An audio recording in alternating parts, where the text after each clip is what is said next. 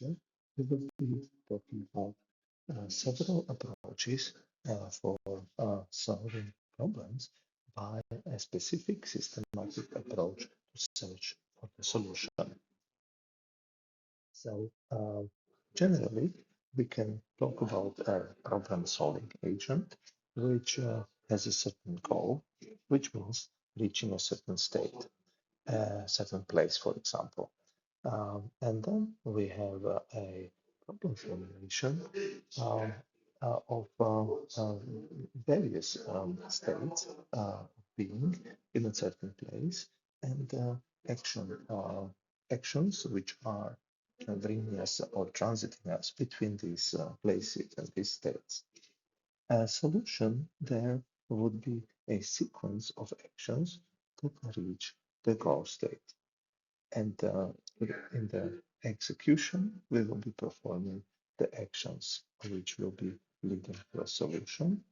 And typically, we could have, if we know the entire environment, so it's fully observable, we can have the so-called open loop approach, where we are not performing any percent because we completely know what the and how the environment looks like based on its complete understanding and at the same time based on the actions we are performing in the environment.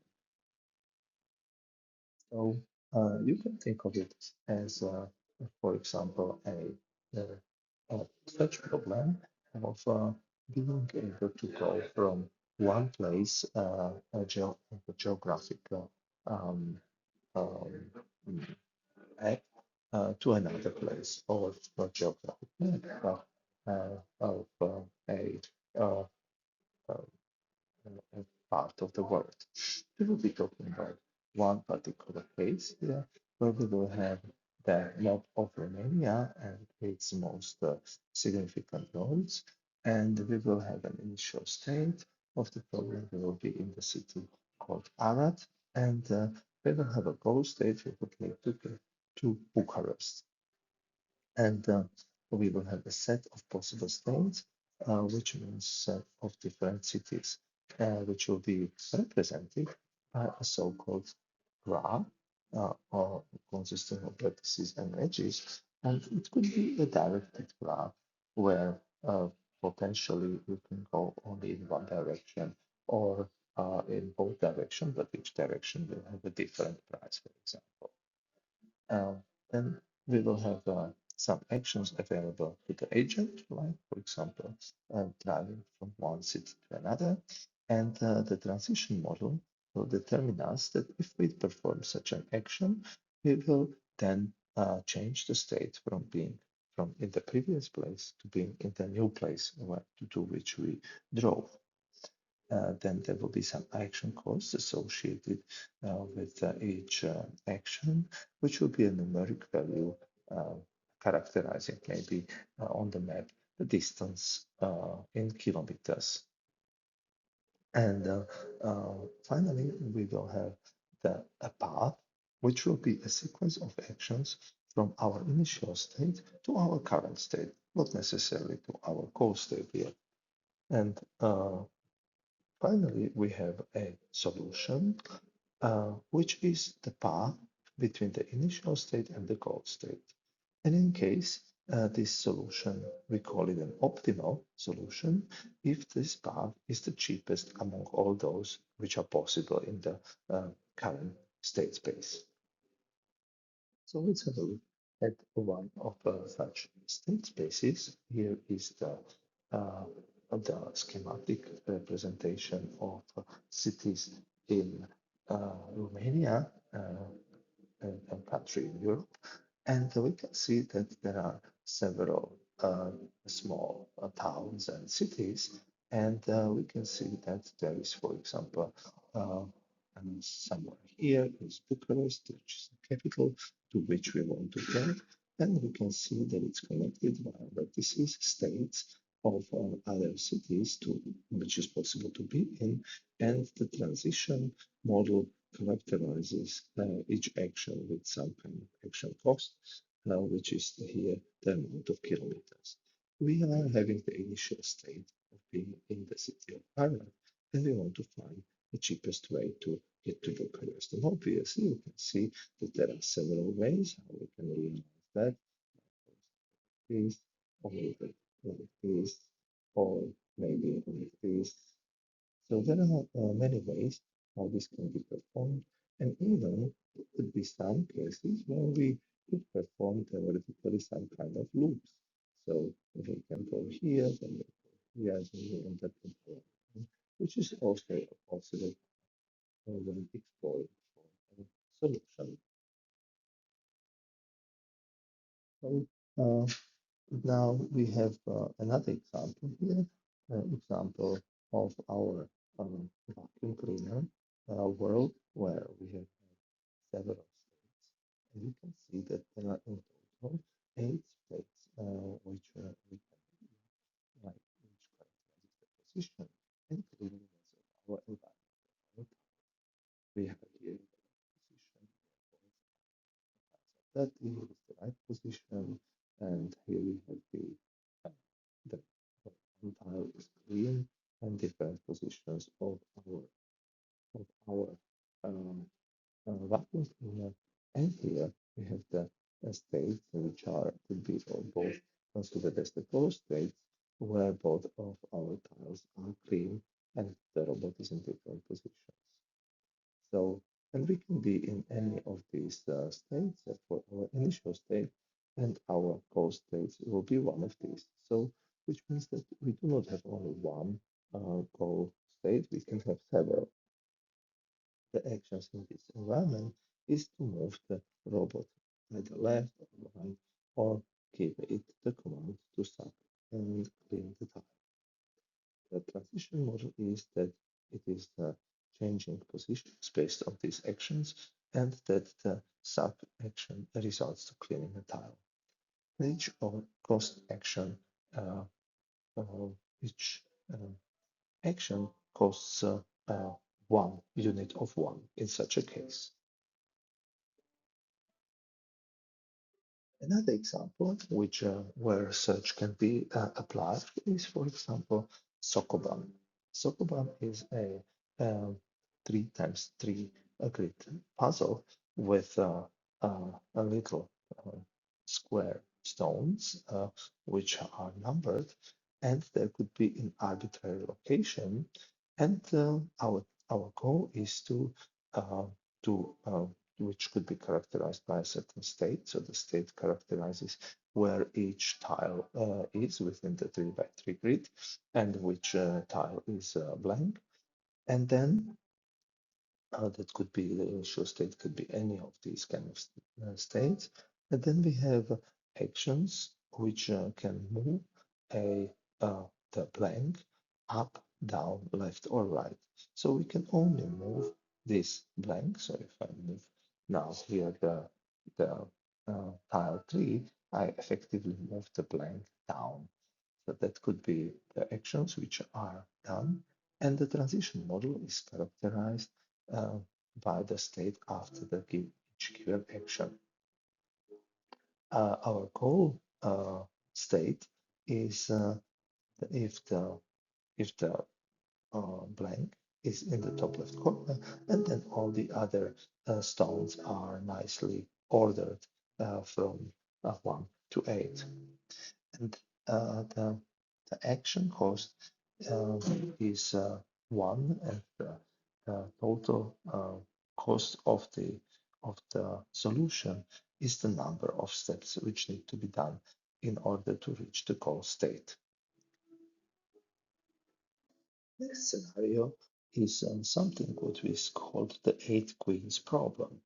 So in this case, we have a scenario where we have a chessboard, we have 8 queens, and we can put them in any position on the chessboard, such that all of 8 queens are on the chessboard eventually, and we want a state in which each queen is independent of another queen in the way that they do not interact with each other. So as we know, a queen can um, win in chess against another figure if the figure is either horizontally or vertically in the same row or column, or it is along the diagonals, which defined by the given position of the queen.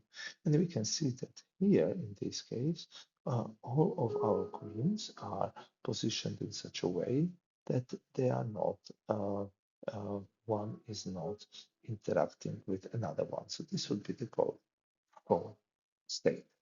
The initial state is where there are no queens on the board, and first we start then adding and moving queens to empty spaces. So obviously they cannot be on the same position in the chessboard. And um, the uh, the um, the goal is, as I said, is that it queens on board with where they are not attackable.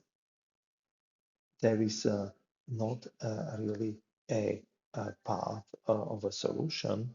Each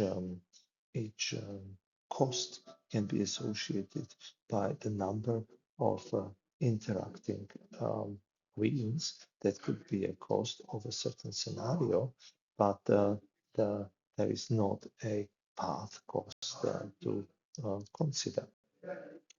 A certain action cost can characterize how much of interaction between queens is in the current setup, and the lowest value will be zero when there is no interaction. There are other problems which we can solve by search, which are characterized here, like the famous Rubik cube. When we are searching for a solution, we can formalize it into a search problem. A moving within the maze can be characterized as a search problem, pathfinding, and we will be discussing that more. But also web search engine could be a search characterized as a search problem, energy minimization, as well as moving of an autonomous vehicle on distant places.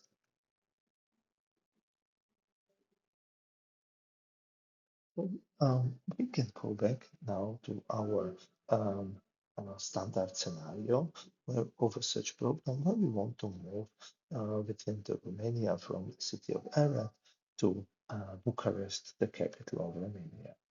And we can characterize the search by creating having our state space. So you might remember the map as we had it just before. And on this map, we are um, expanding for when searching for the solution, where we can go from Arad. And that could be expanding and forming a so-called search tree. So um, the the search, we will have then for any search algorithm, we will have the search problem as input, which is also characterizing the state and the goal and the initial state, but the entire state space too. And then it returns a solution path, maybe a optimal one, maybe not, or a failure, or it never returns a solution. That's also possible for certain search algorithms. And during the search algorithm is imposing over the state space graph, like we have seen the map of Romania, the schematic representation, that is the state space graph. It superimposes the so-called search tree, as we will see just next. And then the nodes of this search tree are the states, and the edges are the actions between transiting from one state to another. The root of this search tree is the initial state which we plan to expand when searching for a solution, unless we are already in the goal state.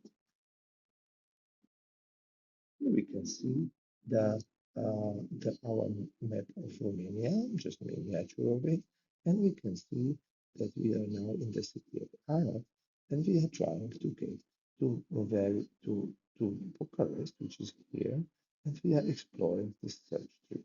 The situation here is that we are not really um, aware of the ideal path in the beginning, and we need to find it. And maybe when you look at the entire uh, map yourself, you will be able to find the ideal path. But our um, our um, search algorithm is not acting in the same way and needs to have some kind of systematic approach. So we will be characterizing, for example, here when we have expanded the first neighbors of our root node of the city of Arad, and we call these three vertices now the so-called frontier. So which are the cities which we have already visited. And then the in the couple of next iterations, we can expand to a next frontier on our map. We see that we have already visited more and more cities, and our search algorithm will be keeping track of this what has been already visited, and will characterize what are the uh, exterior regions of our behind our frontier or in front of our frontier, let's say, which is here those nodes which we haven't visited yet, and then our interior nodes, which would be this node, this node, this node, and Arad in this particular case. So this will be the interior nodes, and the frontier here will be the nodes which have been the most um, recently visited within this search process. And we can see here how we further can expand our frontier, and we can find one solution here already by expansion. We don't know at this point whether it is the ideal solution, but it involves for sure lowest number of steps. So if each path will have the same cost, this will be constituting also the optimal solution. We see here another state space here, which is much more um, um, regular in the way. So we have a 2 by 2 grid, and we can see that we are searching for a solution. And here we have by green all the nodes which are the frontier, and by the um, lavender color we would have the all those interior points which have been visited in the past and are inside the frontier, and these great ones with dashed lines will be those which are the exterior points, states which have not been visited yet.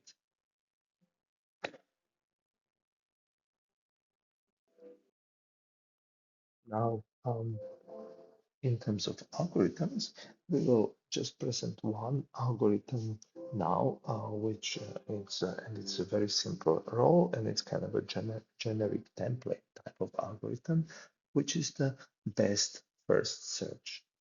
Imagine we have our map of Romania with our all paths, which are the um, the the costs associated with each transition from one state to another. And we will always, in the best first search, we will have some kind of evaluation function. And this evaluation function, we always choose those values which are the lowest value for a given evaluation function. And this evaluation function can be characterized or designed in different ways. And at this point, we will leave it with the generic term, like the evaluation function fn, but later on we will be discussing what are the particular forms of the evaluation function for various specific uh, mm, searching algorithms.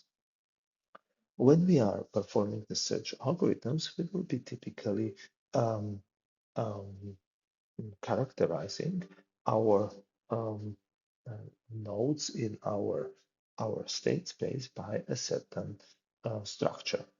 So, for example, for the node data structure, we will characterize what state it is, so which city it is, um, to how did we come to that city. So this is the node within our search tree.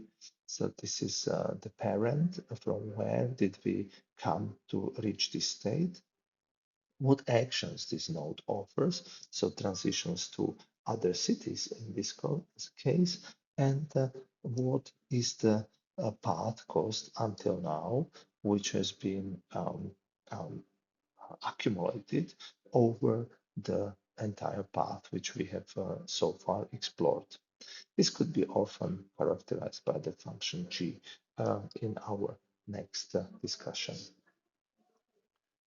Our functions or uh, uh, associated with the frontier will be um, like function is empty, which characterizes whether we have not yet started with our search. Then there is the pop function, which will give us information of the first element within our frontier, and also it removes that top element node from the frontier. So pop is both that it removes it and returns it. Then we have the function top, which is give us the top node in the frontier. However, it doesn't remove it. And then we have a function add, which adds a node to the frontier. And this frontier is characterized by the various queues, which we will, and actually the entire, also the interior is characterized by the queues. We can have a priority queue, we can have a first in, first out queue, or we can have last in, first out queue. So all these are structures which are linearizing as uh, the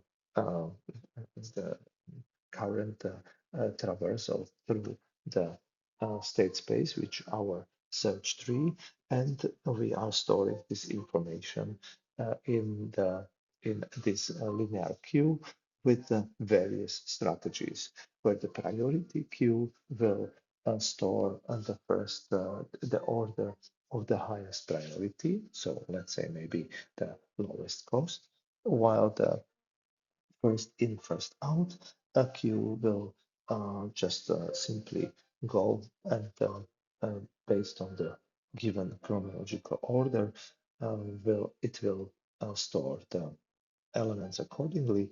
And then we have the last in, first out queue, which is storing as the elements in an order as if you would be, for example, imagining that you are packing a bag, and the last thing which you have um, put in is on the top of the bag, so it's easiest to take it out.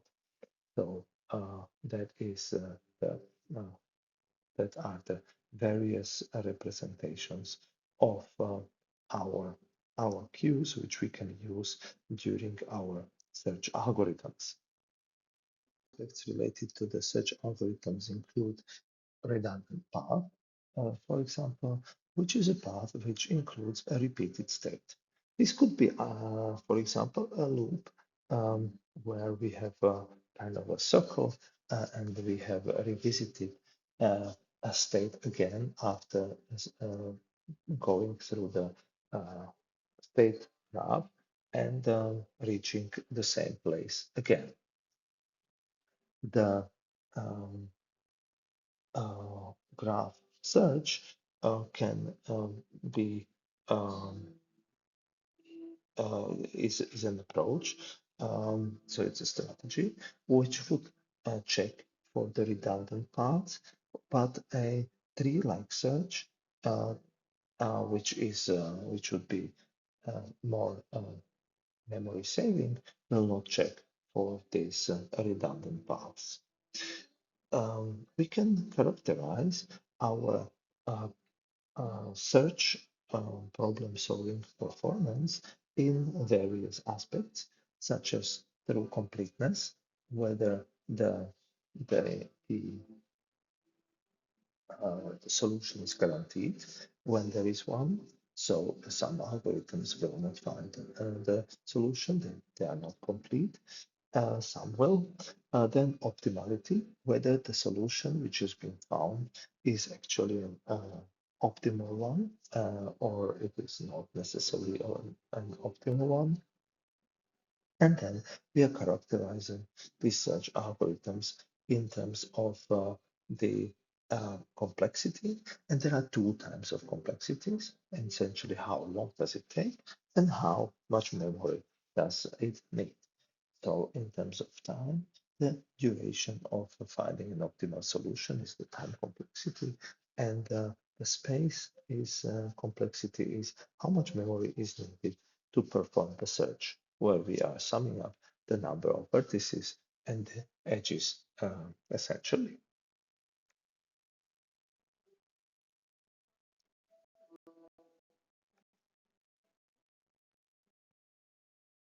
Let's start with discussing the search strategies which fall into the category of so-called uninformed search strategies. These are strategies where we do not really know much about the problem. We know its state graph, but at the same time, we do not have any idea how close we are to the goal. So we know how much the current solution which we are searching for costs so far, but we do not know how much it will cost eventually, and we do not have any estimation for that, which will be the key difference between the so-called uninformed search strategies and the informed search strategies using heuristics. So there are no heuristics involved here. The search strategy we will start with is called the breadth first search. And this strategy is what it describes. If we look at the state graph and we start from an initial state, we will first look at all its first degree neighbors, meaning all the neighboring states which can be reached directly from the current state by performing a certain action. And that will be our first level of depth in our search tree. So we have the state graph, and on the top of this state graph, we are superimposing the search tree. And in the case of breadth first search, we will be performing the search on the tree where we prioritize breadth over depth, meaning that we will first look at all first degree neighbors and evaluate whether they are fulfilling any of them the goal of reaching the target state or the goal state. If not, we will then expand into the second degree neighbors. So all the other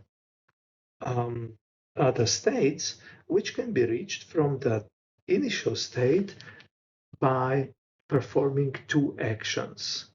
And then we go through all of these second-degree neighboring states and check whether we have found a solution, namely a path from the goal state, from the initial state to the goal state. As before, we have discussed the best first search strategy, which is kind of a meta search strategy for search, and it fits basically to all strategies which we will discuss. However, there will be always a different measure of best, so the function f will be always different. And in our case, for a breadth first search, we can formulate the best first search, which has an evaluation function equal to the depth of the node from the root, meaning first the evaluation function will be taking those nodes which have the smallest depth, and then the next smallest depth, and the next smallest depth, and so on, which practically will realize this breadth first search. So we can see it here indicated in this figure, where we start from an initial state A, one city, let's say, on the route planning scenario, and then we look for all the neighboring cities, and we associate each possible direction with a certain cost. Then we expand the node, and we identify its children, the first neighbor, and we already can check at this stage whether we have reached a solution or not. And then we go for the other neighbor, neighbor, which is in the context of the tree a child, and we can also expand its children to see whether we have found a solution. For the linearizing the search, we will use the so-called first in, first out queue, which sorts the nodes according to the depth. And as mentioned, we can use the early goal test, checking whether solution has been already found in one of the children of the nodes we are currently processing. We can see the breadth first search schematically here, where we start from some initial state A, then we check its children B and C, then we check the children of B, whether they are one of the goal states. Then we check the F and G, and further we go deeper and deeper, but with the breadth first priority, until we finally find the goal state. Now we need to think about how good is this search. So first of all, this search has quite performs quite a few actions, and when it's look for solution, then in fact we can say that it is complete, because it will find a solution with this strategy of breadth first, and it will just process the depth layer after depth layer, and degree neighbors, until it finds the solution. And the solution will be found after with the solution is complete and finds solutions with the minimal number of actions, as all nodes at d are generated when traversing d minus 1. So it means that the path will have a minimal amount of nodes, but it doesn't mean that it will generate a path which is the cheapest. It will be cost optimal, so the cheapest path will be found in general only when all actions have the same cost. So if each action is associated, say, with cost 1, then we will find an optimal path. But it might be that the optimal path will require traversing more nodes, and we will find with the breadth first only the one which requires traversing minimal number of nodes, even if the cost is higher. So you can imagine that sometimes you have a very high cost associated with, let's say, a highway for some reason. Maybe there is a high price associated with using highway, and but at the same time there is another alternative path going through several villages around, and the highway just connects two cities, so it will be, let's say, the initial state will be directly connected to the goal state, but the actual optimal solution, maybe when minimizing the price, will be going through many small places with on roads which are cost very little,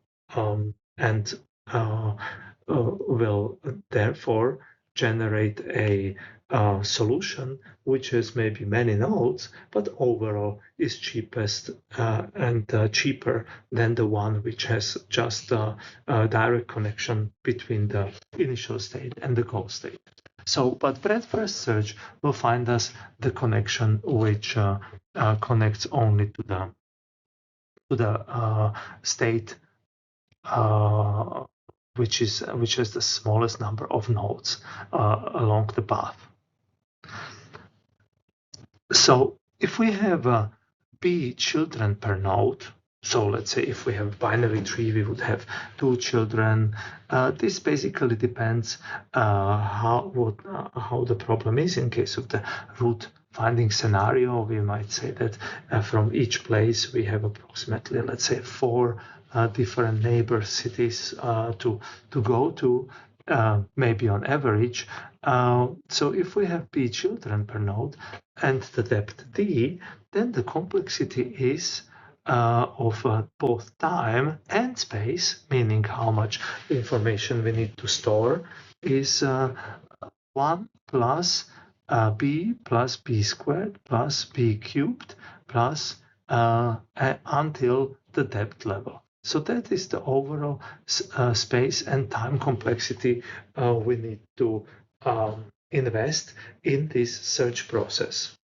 So as the d is in the exponent, we have the exponential complexity, which is in itself the problem.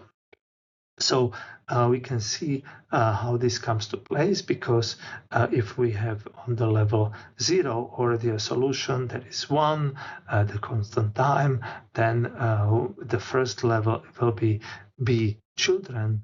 Each of these b children will have also b children, so we have b squared grandchildren, and so on, which we need to traverse and store. So we need to store them in the frontier buffer and in the reached buffer, so that we do not explore these cities again. You need to remember that when we perform this search, we do not want to search backwards, so go back where we came from. We want to just ideally search in the for all the nodes and states in the case of the state graph, which we didn't explore yet. It doesn't mean that we will not never make anything like cycles, as that might easily happen in the graph, but at least these structures like reached states will help us to avoid going into some endless loops. So this was one strategy for search, and let's have a look what other strategies are there. Naturally, the one problem which we had with breadth-first search was that it was not finding us necessarily an optimal solution. And for that, we can compensate it with the so-called uniform cost search, which is also known as the Dijkstra algorithm, which is also a variant of the best first search with a function that equals the cost of the path from the root to the current node. So we can see here a cutout from our map where we see that, well, we have somewhere here was Arad city, and we were starting from there. Then we visited Sibiu, and then with the breadth first search, we will find Sibiu and Faragas being the solution of the path between between Arad and Bucharest in this route planning scenario in Romania. However, if we see that the cost of Sibiu is 99, and then the cost of going from Sibiu to Rimini Scuvilcea is 80, then this one will be preferred because it is has a lower path cost. Now, from Rimini Scuvilcea, we will go and we will add 97, which is clearly more than 99. So because by 78, the difference. So that means that at this point we will explore this route where the 99 will be added with 211, which in total makes it to 300. This is 300, it is solution, but the uniform cost search doesn't stop here because it will also continue searching whether there is some other path. And indeed, so that's why it will actually take longer. So this will be 177 in total, which is less than 300, and then 177 plus 101 will be 178, which is also less than 300, and we will reach the goal state. So the uniform cost search will be able to find us the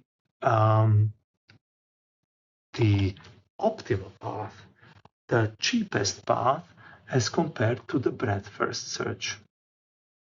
This is a technique which is suitable for actions with varying costs.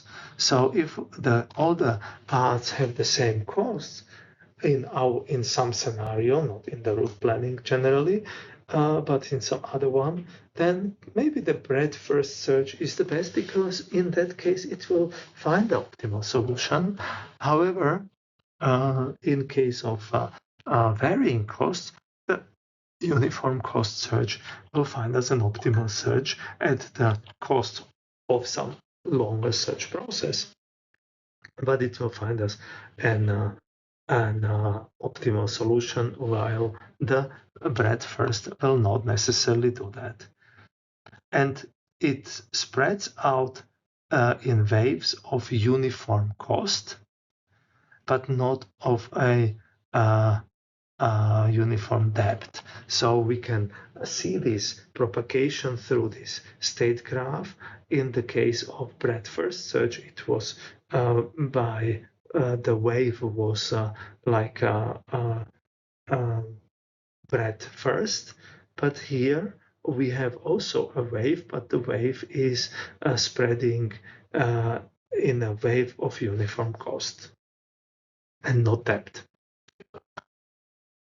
Okay, so this is a technique. So this is a technique which is complete, and it is cost optimal. With the cost, we will call it equal to C star, which is the cost for a given solution, optimal cost for a given path associated with it. And we can calculate its complexity of the solution in a way which is the complexity is slightly more complicated to express, but it is if we have some kind of a lower bound of the cost for each action, then algorithm space and time complexity is C star divided by this epsilon. So it basically somehow measures the amount of steps which we are doing here, and plus one, because this is a floor, so that we have plus one to put it to a ceiling as the size of the exponent. And of course, this one also comes from the root node level of complexity.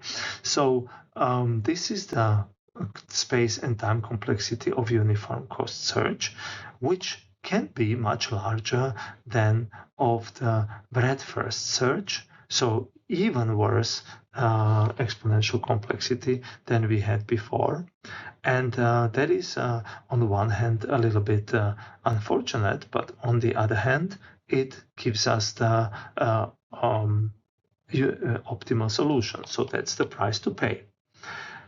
In case our action costs are equal, so all the action costs are equal, and we use the uniform cost search, its computational complexity will still be higher than the complexity of the depth-first search, because it will be powered by 1 plus d.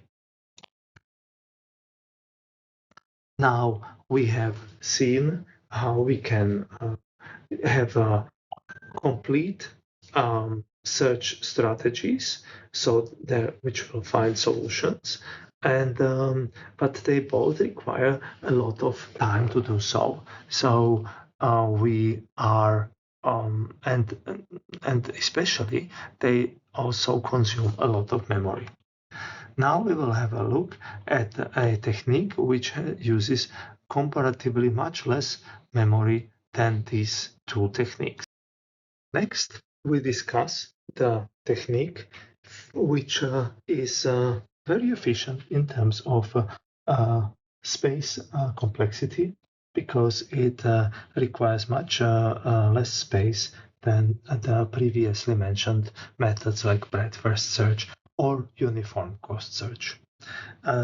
These techniques have been utilizing, for example, the different queues for representing their frontier.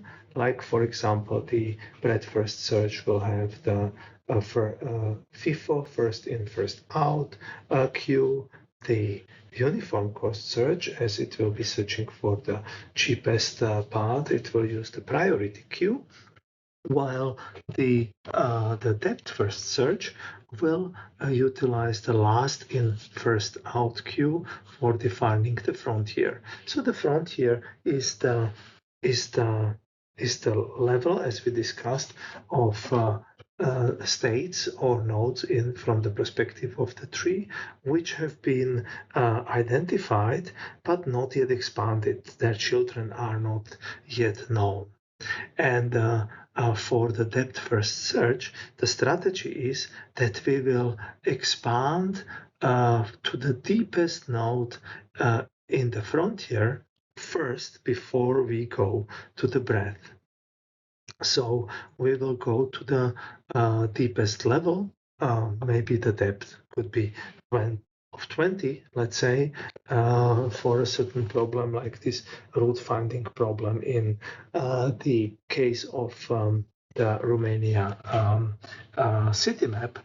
And then only after it searches in the depth to the deepest level, then it will check the next neighbor of our initial state. So that sounds a little bit less intuitive than the breadth first search, which kind of propagates the wave of search in the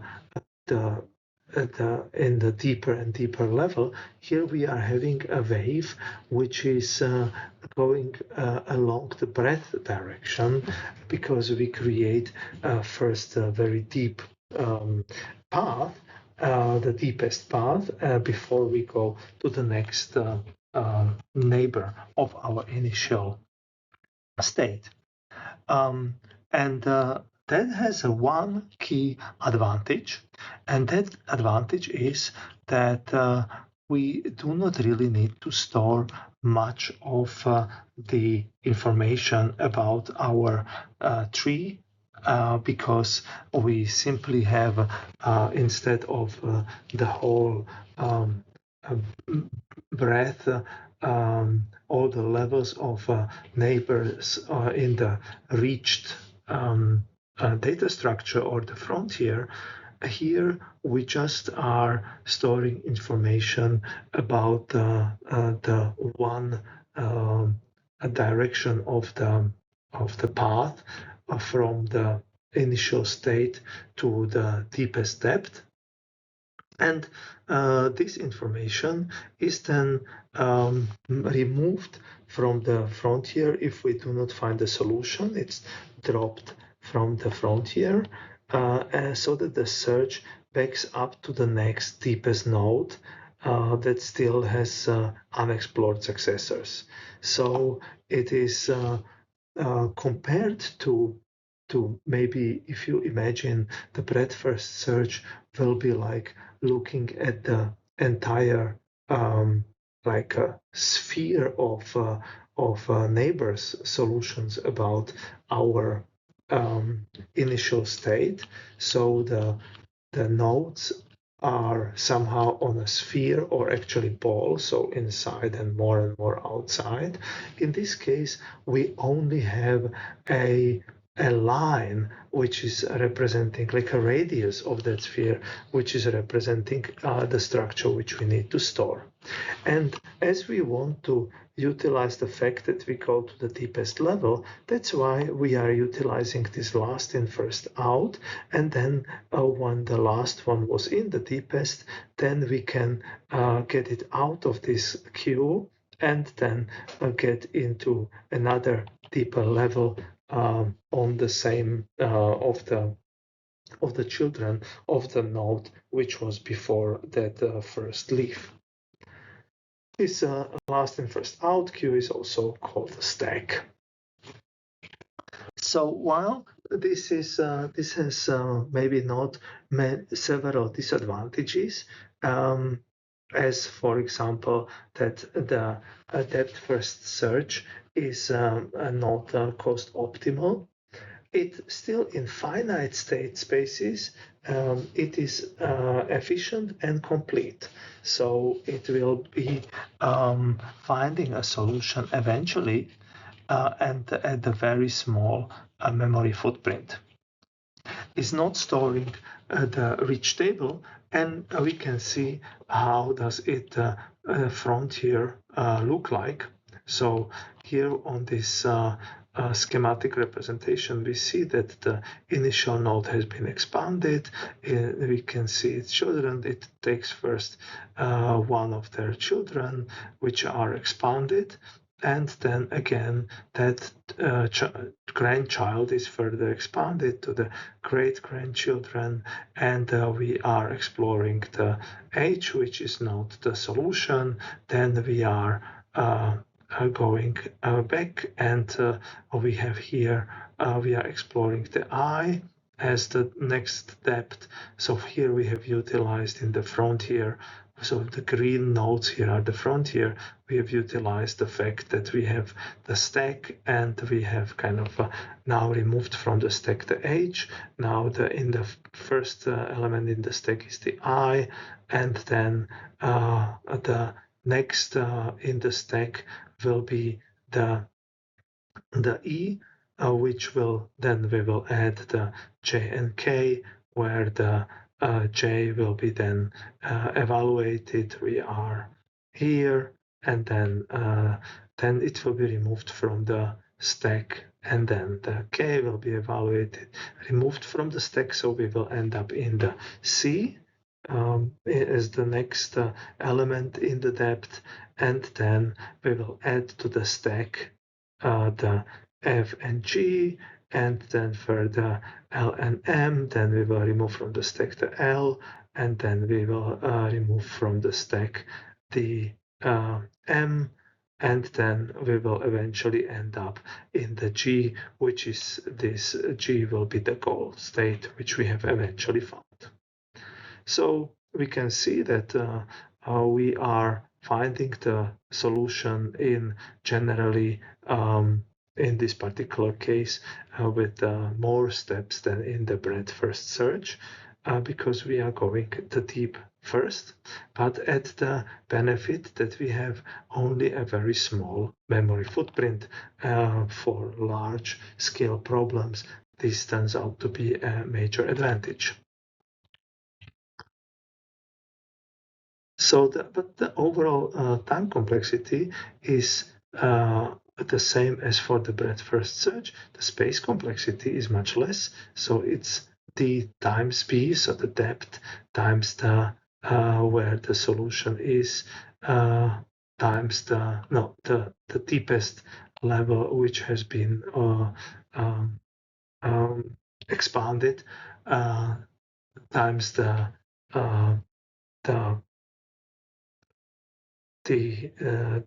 branching factor of our structure of our tree. And then one version of the depth first search, which is called backtracking, is even more memory efficient because it expands only one successor. So it will not really check for the other children. It will just go back to its parent node, and then it will again check for the next children which have been processed. So with this backtracking realized through recursion, we will be able to save even more memory, and we will not need the information about the entire frontier, as the recursion will take care of traversing through the tree. So in that case, the space complexity will be only O of D. Depth first search has the following issue. Imagine that we have a map of the world, and we would like to plan a route within the Romania with a relatively short distance between two cities. However, our state graph will not include only the cities of Romania, but it will include all cities in Europe and in the connected Euro-Asian continents. So that will lead to the fact that, and maybe even through ferries and so on, furthermore to other continents. So we can imagine that this state graph will be actually huge if we should support some geographical information system with a route planning problem. But often we plan a route which is reasonably local, and do not really need the entire depth of the tree to be explored. Therefore, we can say that in order to avoid going very deep and exploring search through very, in fact, distant cities somewhere within Europe or even Asia, to go to a relatively neighboring city of Bucharest. So therefore, the one strategy could be that we depth limit the search, that we say that even if our state graph is huge, our tree can have maximally certain depth limit, and that is the limit L. And in that case, we will proceed with the depth first search in its version of depth limited search, and the nodes at the depth L are treated as if they have no successors. Simply as that. And then it's a depth first search. So, but we need to choose this L somewhat wisely so that there is no that we do not potentially miss solution, because obviously this will bring us into a risk that we might not have the solution within the depth limited under the depth limiting constraint. So therefore we probably should choose the L based on the knowledge of the problem. So, for example, every city within Romania is reachable by 9 actions, and then it would make sense to make 9 being the depth, the maximal depth of the search tree.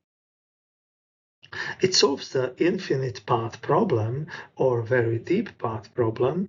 So in case of unbounded trees, this means that the trees are really infinitely deep, which will rarely be the problem in the route planning, but it might be so deep that they act as unbounded, and they maybe do not even fit to the memory. So, but by that is introducing L, it introduces an additional source of incompleteness. So the time complexity is inherited from the depth first search, which is B powered by L. So the L is now the limiting depth and the B is the branching factor. And we have the space complexity is the O of LB and L times B, and we see here 3 possible outcomes. So it can find the solution, it can fail finding the solution, or it didn't find the solution because it has been cut off by the depth limit L. So this is this might be a problem, and it might be mitigated by some approaches which have then will solve the problem of this cutoff, but will add additional problems related to the time complexity. So therefore, we have a technique which is called the iterative deepening search, and it will the iterative deepening search will choose the cutoff value L, and it will change it. So it will start maybe from 0, 1, 2, maybe from a little bit more. Maybe it will start, the L will start with 2, let's say, and it will then, if it doesn't find a solution, it will go and increase this L by 1, and then will search again. So it combines the benefits of breadth first search and depth first search, because it's iterative deepening, so it kind of does the job of the breadth first, but the storage requirements are inherited from the depth first search algorithm. In that sense, it is complete, and it is also cost optimal, because with this iterative deepening, we can find an optimal solution, and as long as there is one. And the space complexity is therefore d times b, and the time complexity is b powered by d. However, one thing which we need to mention is that with iterative deepening, after we do not succeed with a certain value of L, we increase the L and start searching again. So that somehow means that everything what we have done in the previous round, we have to redo it again, as we do not store this information because of the space complexity efficiency. We need to recalculate it one more time. This is a certain disadvantage. However, in the search tree, in the first degree and second degree or low degree neighborhoods, this is calculated very quickly anyways, and therefore it will not cause a substantial burden on the time complexity of the algorithm.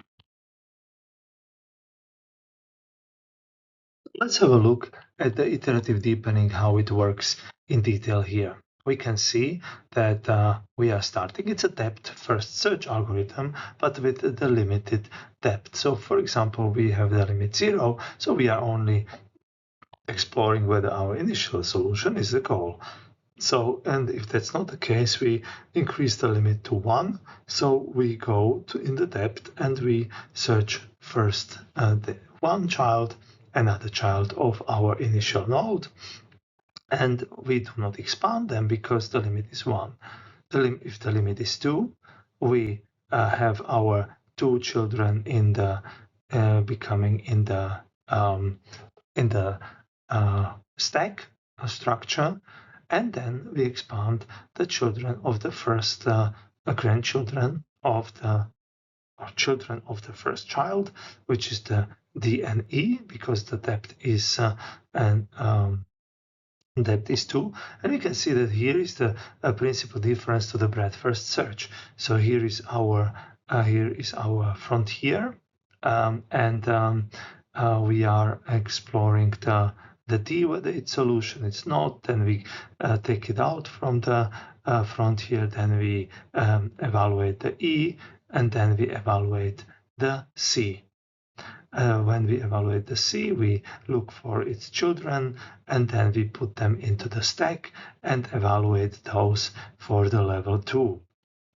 Now for the level 3, we are again starting with the root, the initial state, this first level neighbors B and C, then D and E, and then the children of D, which is H and I, and then we reach the depth limit, so we don't expand further, and then we see what is in our stack structure as the frontier, where we are continuing, and then we take out the H, we look at the I, and then the E, then we expand the E because it's on the level 2, and we search for the children.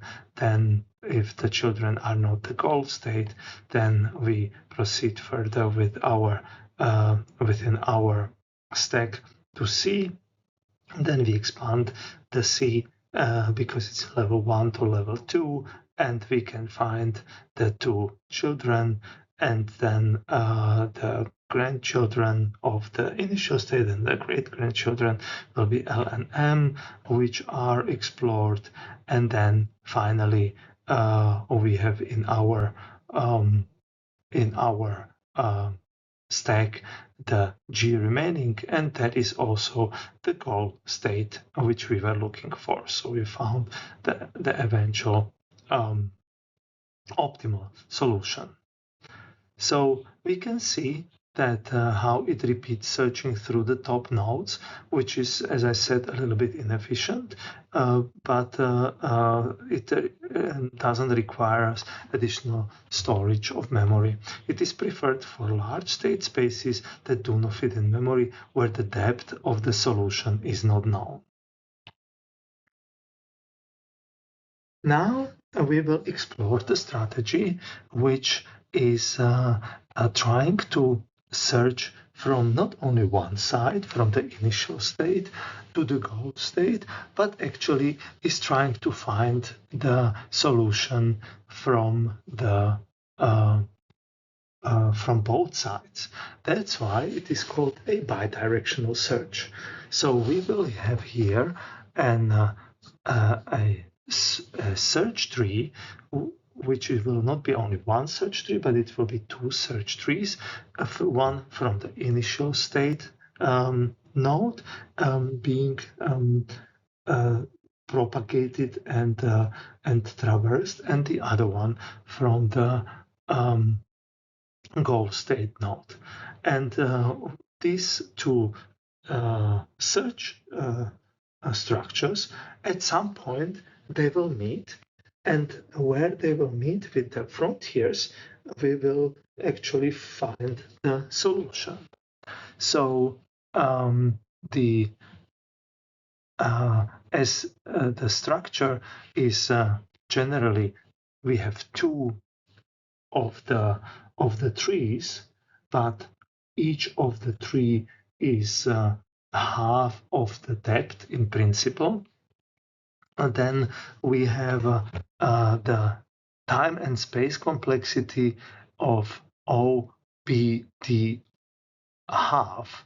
It's twice BD half. It's twice the because we have two search trees, but for the complexity, it's asymptotically the complexity of OBD powered by OB powered by D half, which is much smaller than OB powered by D. And then these two frontiers and two reached tables are being maintained so that we avoid any cycling. Then the solution will be found once these two frontiers collide, and we can be using for the strategy the best first strategy, which could be representing the breadth first or the uniform cost over the depth first strategies.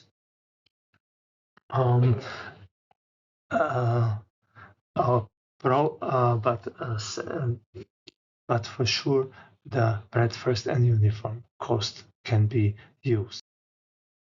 So yeah, it is important to mention here that the depth first will not be working in its classical approach, because it is forgetting a lot from what it already traversed, and the frontiers will be likely missed between these two trees, search trees. However, if we would utilize something like the iterative deepening version of the depth first search, then this could work. So there are approaches like, for example, the bidirectional iterative deepening depth first search.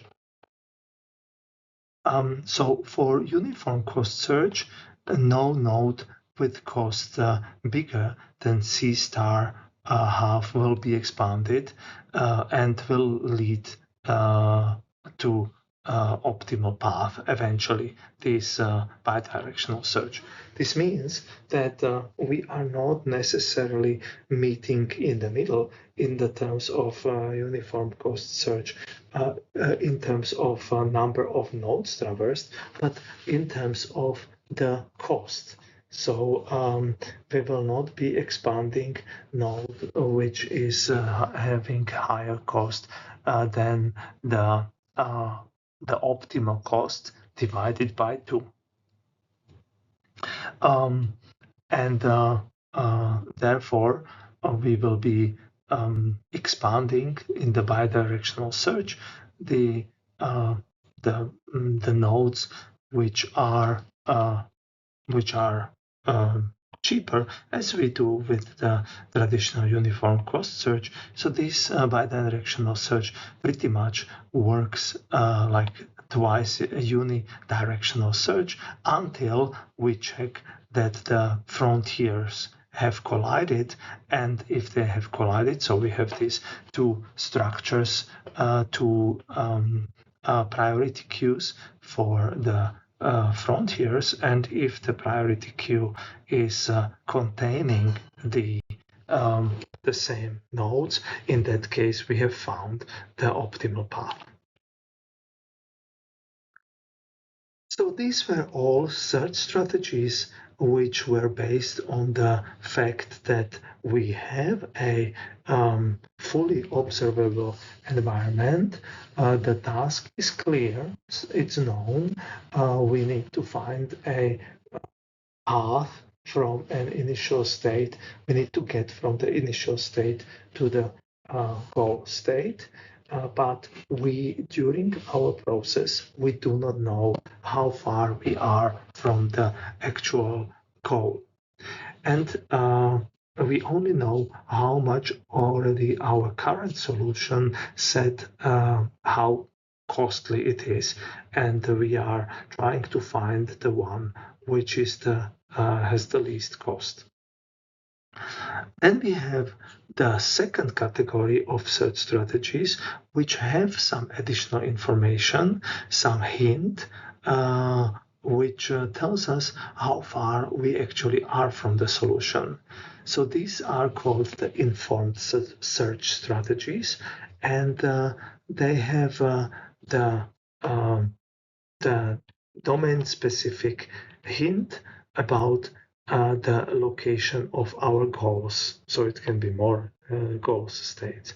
And these hints are formulated through the so-called heuristic function, HN. There could be different heuristics, and they all come from partial understanding of the scenario.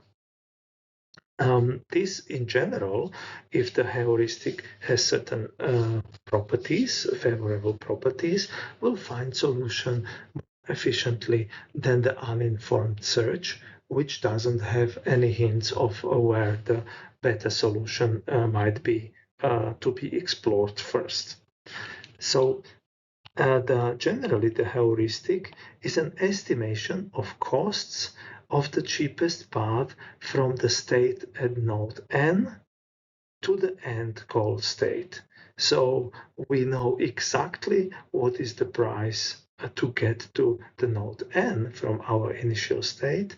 That is not represented by this heuristic function, but from this node to the goal state, we don't know the exact cost, but it can be estimated by these heuristics.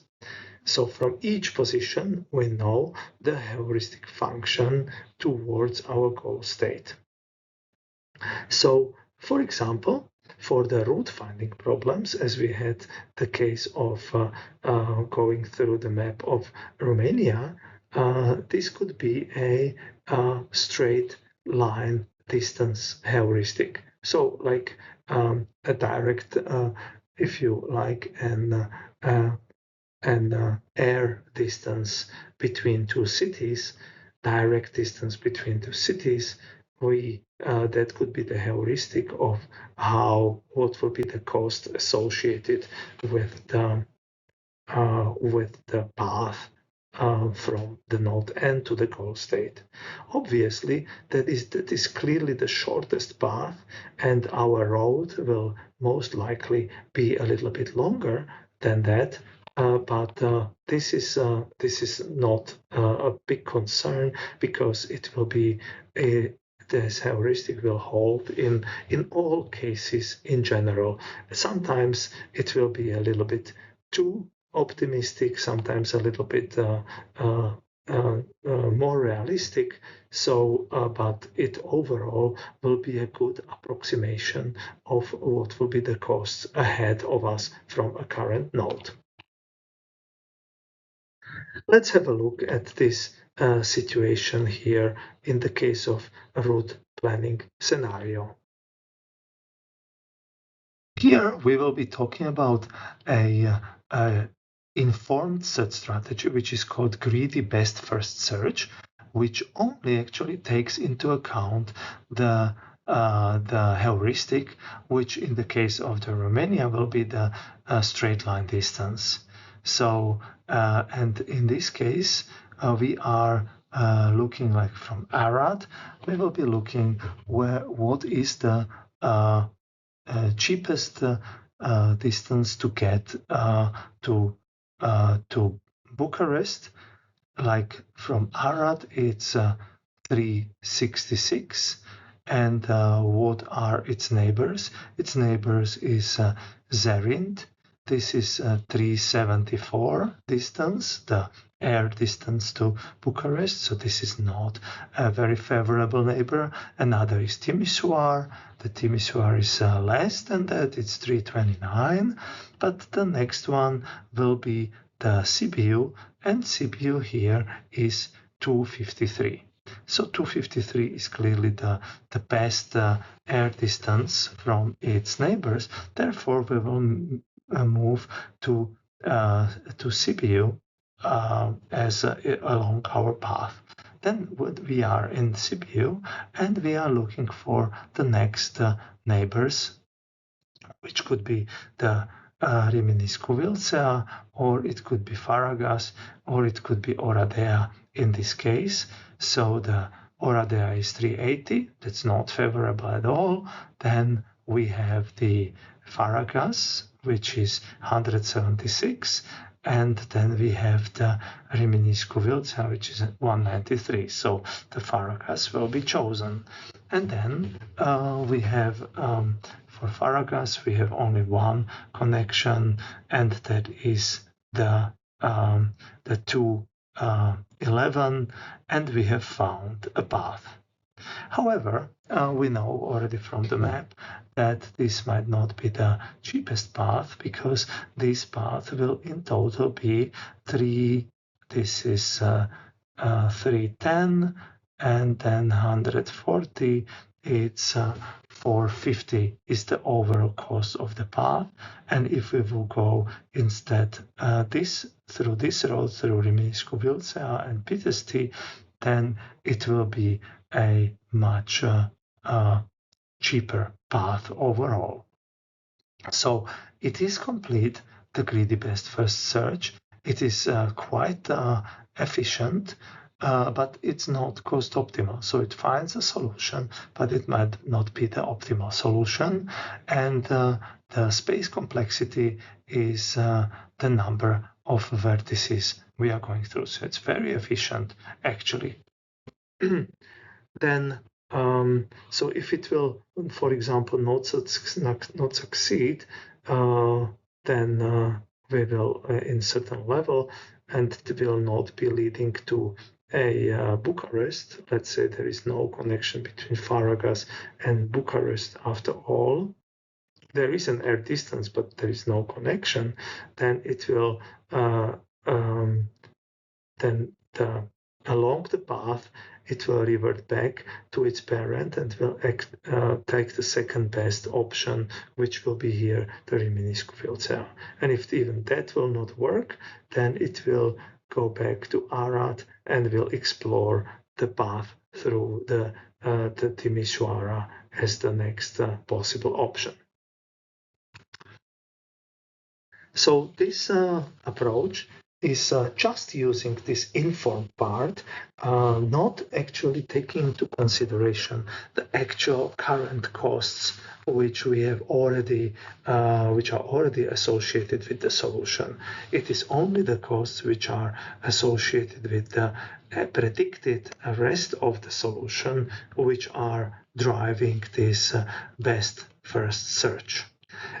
As compared to that, a famous algorithm which is used in problem solving by search is the so-called A-star search, which is again a best first search version, which function, which is the the evaluation function, which has the sums up the cost of the path, the current cost of the path, plus the heuristic. So the previous greedy best first search was using only the heuristic. We are here using the in the A star the current cost plus the heuristic. So the GN is the path cost from the initial state to the node N, while the HN is the estimated cost of the best path from N to goal. So best path is basically the air distance, or it could be also some other heuristic if we have it. This search is complete, it will find the solution and is also cost optimal under so-called admissible heuristic. So the admissible heuristic is that the heuristic is always optimistic. It's always at least as low as the realistic case. It never overestimates the cost to reach the goal. So, for example, the air distance between cities is definitely an admissible heuristic, as we cannot have a path which will be shorter and cost less than the straight path. And under such a admissible heuristic, the A star search is cost optimal.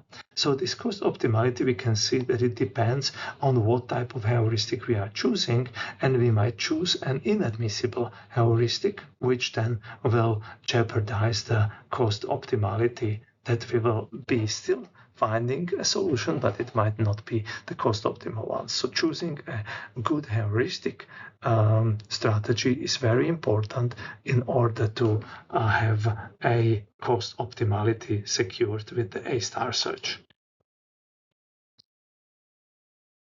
Let's have a look at how the A star search works. Here we can see how it progresses from in our route planning scenario. So it first expands the Arad, which is the cost is 0, but the heuristic is 366 as we had before. And then we have the frontier will be defined by the 3 first degree neighbors, Sibiu, Timisoara, and Zerint, where we take the cost of the going to Sibiu, which is 140. That's the real costs of getting there. And then we have the heuristic, which is 253. Similarly to Timisoara, we have 118 is the cost of traversing to the Timisoara, and the 329 is the heuristic. With Zerint we have again analogously, which we can see that the overall best first function evaluates the 393 Sibiu as the best choice to go and expand. So we expand the Sibiu with our again priority queue, and we have the Arad again, but because we didn't really consider the reached states, so we still included here in this particular version. Then we have the Faragas, which has the value is 415, the cost of the path plus the heuristic, or Adea, which has very high cost, as we can see here, and it doesn't really lead to the solution, but of course the algorithm is blind, doesn't see it. It sees it only through the heuristics, basically through this number.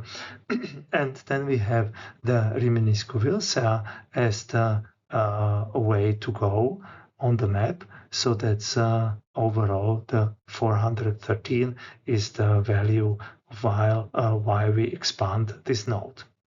So we have expanded this node, and here we have 3 other cities which we can go to. So here is Sibiu, that would be going back, and then we have the Pitești, which is 417 is the total cost. But we can see that in our frontier we have also Faragas here, which is 415. So 417 is the lowest value for the A star search here for the function, and Faragas is less.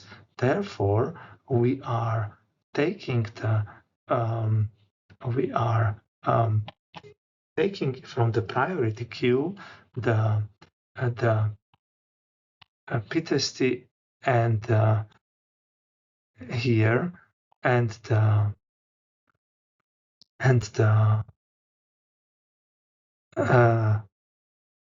Rimini-Scu Vilsea. So here we realized that we need to go back to Faragas. When we expand the Faragas, we realized that we reached the goal state, but at the cost of 450, which is more than 417 at p-testy. Therefore, we go back to p-testy and expand that one, where we will find out that we reach the goal state at the value of 418, and then we have the other cities in our like Craiova, which is very high, and Rimini-Scu Vilsea, which is going backwards. So we have reached the optimal cost by this A star search, and the search is then finished.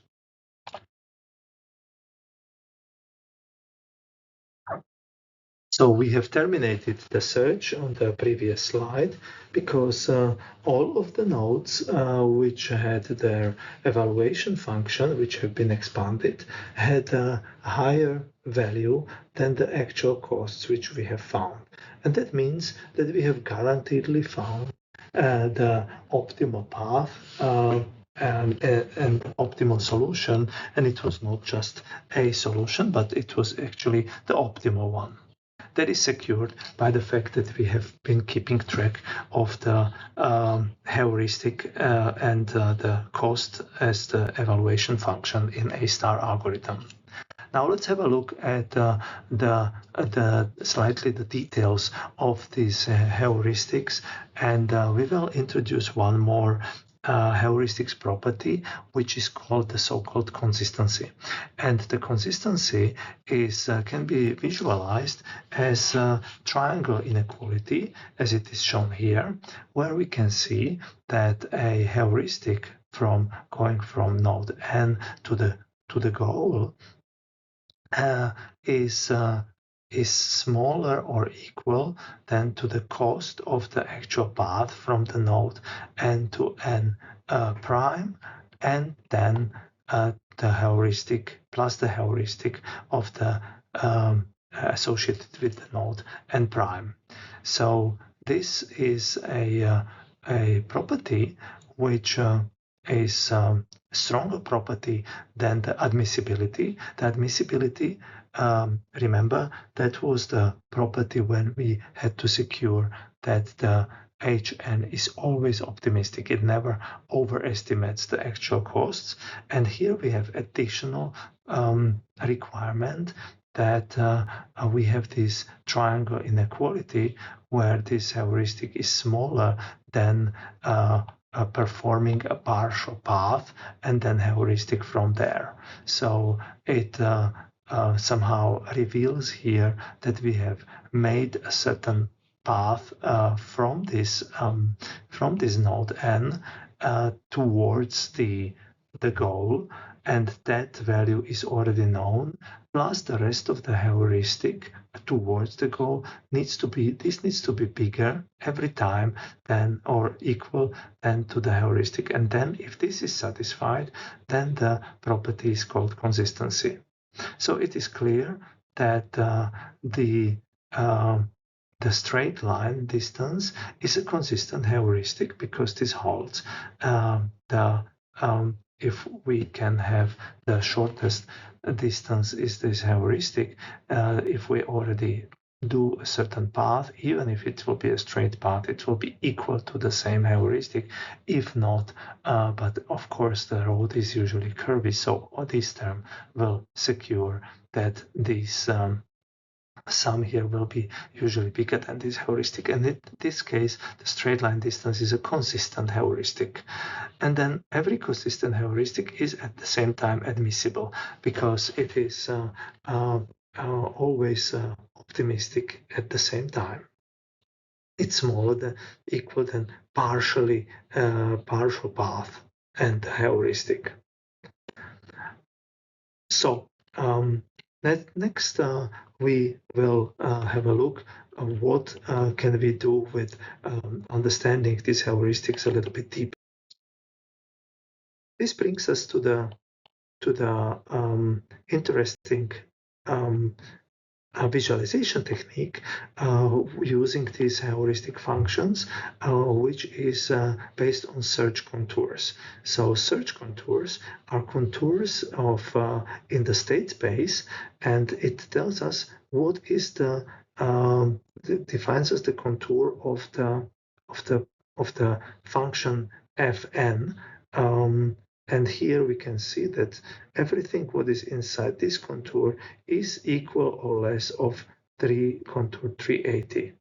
Then we have, which is the overall function, which from Arad is really just a heuristic. Now, if we are looking at the next level contour, it's 400, and it includes the actual cost plus the heuristic to Bucharest, and we can see how this sort of contour of 400 is pointing towards the right solution. And then we can see that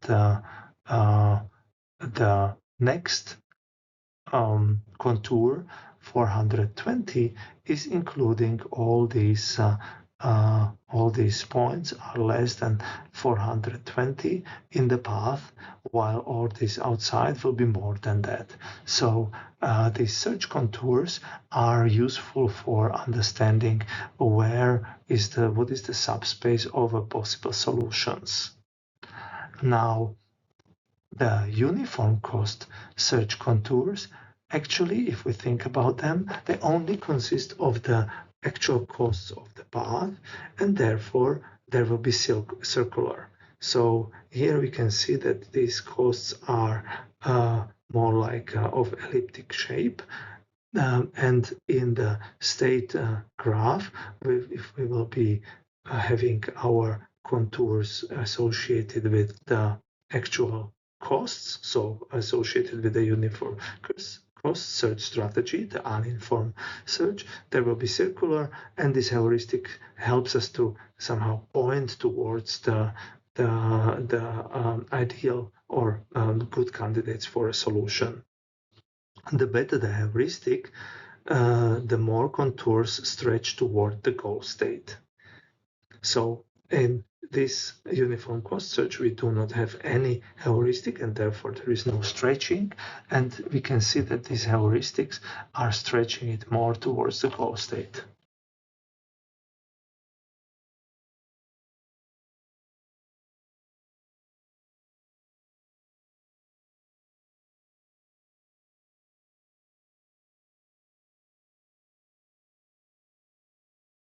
When we consider these search contours, and like, for example, imagine a height map, and we have contours there, then these contours are never intersecting each other. So one height map is not intersecting, height level is not intersecting another level. They are kind of, one is contained in another one. And these search contours have the same property. However, that is secured. For example, if we look at the evaluation function, it contains the cost of the path, the current cost of the path, Gn, and that one is monotonically increasing. So the further we go from Arad towards Bucharest, the path is monotonically increasing and never decreases on the way. But the heuristic can have different, generally can be arbitrary, and we need to see when it will actually secure that these contours are contained. And the condition which secures that these contours are contained within their particular distance is secured if we have the property that Hn is smaller and then equal than the cost splice Hn from prime, so from partially going towards the goal from the Hn, and if this is true, so meaning that we have our consistency property, then also this is monotonically increasing, and therefore we for sure will have our contour containment secured. So in order to have it guaranteed, we need to have the consistency property associated with the heuristics. A star as an algorithm is an optimally efficient algorithm with consistent heuristics. If we use consistent heuristics, it is optimally efficient. And that means that why is it optimally efficient? That any other algorithm using heuristics, the same heuristics, would need to expand all nodes that are expanded by A star. So in that sense, A star is ideal or optimal search strategy if it involves consistent heuristics, because any other will need to expand all the nodes which A star is expanding. It prunes efficiently away search tree nodes that are not necessary. However, we can still say that A star is expanding too many nodes. While it is for finding a cost optimal solution necessary, we might be sometimes be satisfied with a approach that is not maybe that cost optimal, but it is very fast, and it is also efficient in terms of memory, in terms of expansion of nodes.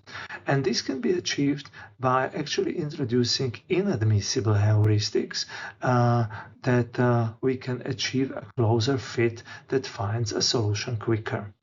So with inadmissible heuristics, we lose all the nice, elegant, ideal properties in principle from the A star, but we will, on the other hand, we will still have a complete algorithm, but it will not be cost optimal. So, for example, we can think about that our heuristic was based on the straight line distance. So that was our heuristic. Now we know that roads are not as straight, and it's known that the route has typically a so-called detour index between 1.2 to 1.6 as compared times the distance of straight line distance. So if we have a connection between the two cities, usually it's a straight line distance multiplied by a factor something between 1.2 and 1.6. So we can actually take this into account and multiply our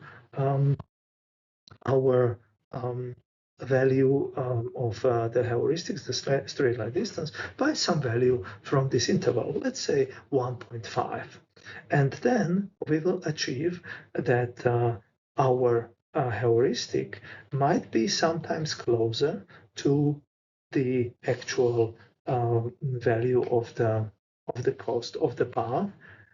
However, it might also be that sometimes it will be the connection between the two cities will be very straight, and with our factor of 1.5 we actually overestimate the costs, which will lead necessarily to this inadmissible heuristics.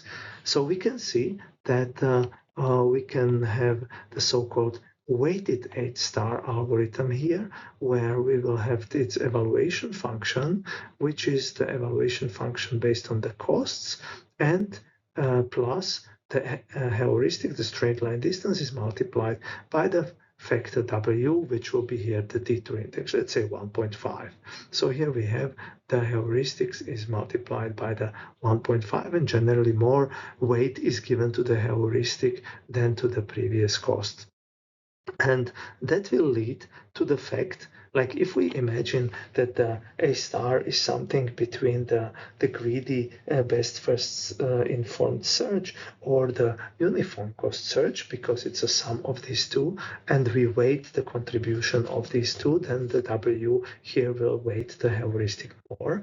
So we will find a solution, but we will not maybe find a solution which is the cost optimal, but the solution is known to be found, which will have the pass cost between the C star, the cost optimal solution will have this cost, or the W times C star. So it will be 1.5 worse than the optimal solution. So it is bounding us this suboptimality of the search, which is quite a nice property, that we know that in case we weight the A star with a certain weight, this weighting will lead to then a some suboptimality, but it is a bounded one. So with this, we will have our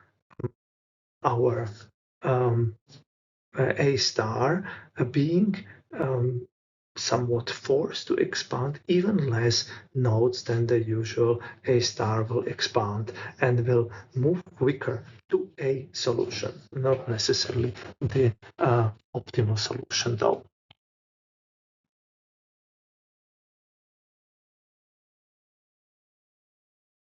You can see that the weighted A star has interesting properties, like obviously if the W weight is 1, then we are back to A star algorithm.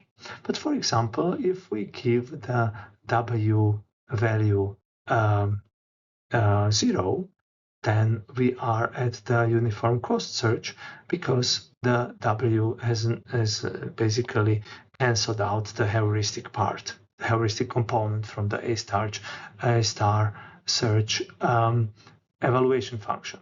However, if we put the W very high, going towards infinity, then all of its importance is given to the heuristic function, and no importance is given to the already traversed path, which gives us back the greedy best first search algorithm we discussed before, and something which is a little bit bigger than 1, but not reaching thousands, is the weighted A star search, where these two uniform cost and greedy best first search are somehow proportionally represented.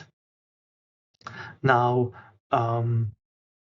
we can see that if we have our weighted A star, so this is the A star algorithm, and these are in this case of this is an example of like a labyrinth search to go from initial state to the goal state, and there are these obstacles in the labyrinth, and we can see that in order to find the solution, and each state is somehow a position in this 2D plot, we are expanding the A star, where we explore all these nodes, and they are forming us a huge amount of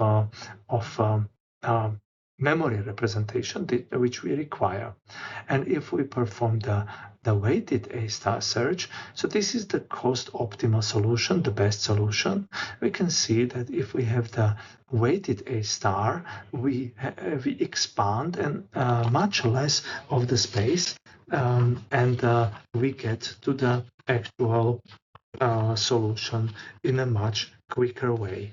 but the solution might not be completely the solution might not be optimal, but it is one solution, and we see that the amount of rich states which we need to explore compared to the previous one is much smaller. So the weighted A star can be much faster to evaluate and give us a solution. Overall, the A star is a memory-hungry algorithm. It really needs a lot of memory to store the rich states and the frontier.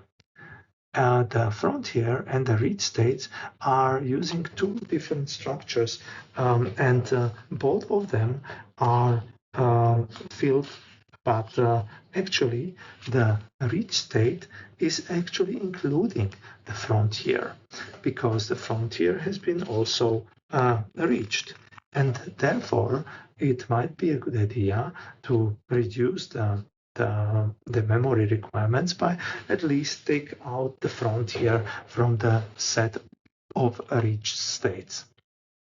Furthermore, in some scenarios, we can eliminate some of the reached states from the queue in the way that we only need the rich states so that we know what is the concept of going forward. So we are so that we do not start to go backwards in our A star traversal. So in that case, and cause unnecessary loops. So in that case, the rich state can be reduced further, or in some scenarios where it is clear what is the way forward, it can be entirely removed. Furthermore, the A star is putting into the frontier all the nodes which are expected to be processed, like we have seen before. It creates the kind of something similar to the uniform cost wave, but sharpened up with the heuristic.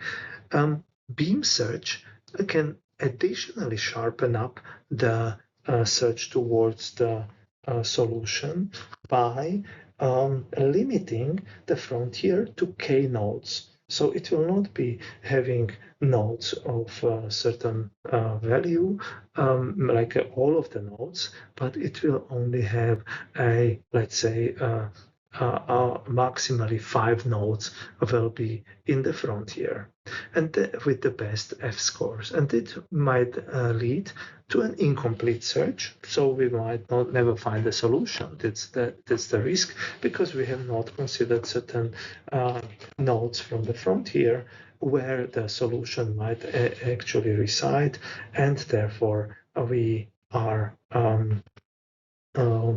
looking at the benefit of it, that we will have the beam search will limit the frontier and will focus us on the most promising nodes and search therefore quicker, and hopefully find quicker the respective solution. Another strategy how we can tackle the memory issue associated with the A star could be to take the inspiration from the iterative deepening approach and apply it on the concept of the A star algorithm. Here, previously the iterative deepening was used in the depth-first search, and it was gradually making a deeper and deeper cutoff value in order to find the solution. Here, instead, the iterative deepening of A star will be not the cutoff of the depth, but of the smallest f cost that exceeded the f cost in the previous iteration. So imagine that we have a certain cost of the function, and that cost of the function has been by expanding the node has led to calculating of new values of the function f for all the um, children of that particular node, so the neighbors of a particular state. And we will choose the one which has exceeded the f cost, but at the one which is the smallest one, which already exceeded the f cost. And that is the next level for our function f.